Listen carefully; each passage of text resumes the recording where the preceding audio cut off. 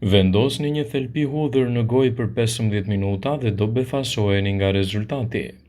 Hudhra njihet për shijen e saj të veçantë dhe përdoret në kuzhinë dhe në mbar botën, por romakët kinezët dhe qytetrimet e lashta i përdorin atë për shkak të vetive shëruese. Në të vërtetë ajo ka veprime antiinflamatore, antibakteriale dhe mund të ndihmojë në trajtimin e problemeve të tilla si dhimbje të dhëmbit dhe përbërësi i saj magjik quhet alicin, që gjendet edhe te lëngu ngjitës i bimës. Për dhimbje të dhëmbit të shkaktuar nga infeksione, fërkoni gjysmë thelpi hudhër mbi të për 10 minuta për të zvogëluar shqetësimin. Kur fillon dhimbja, shtypeni butësisht një thelpi për të lehtësuar lëngjët e tij.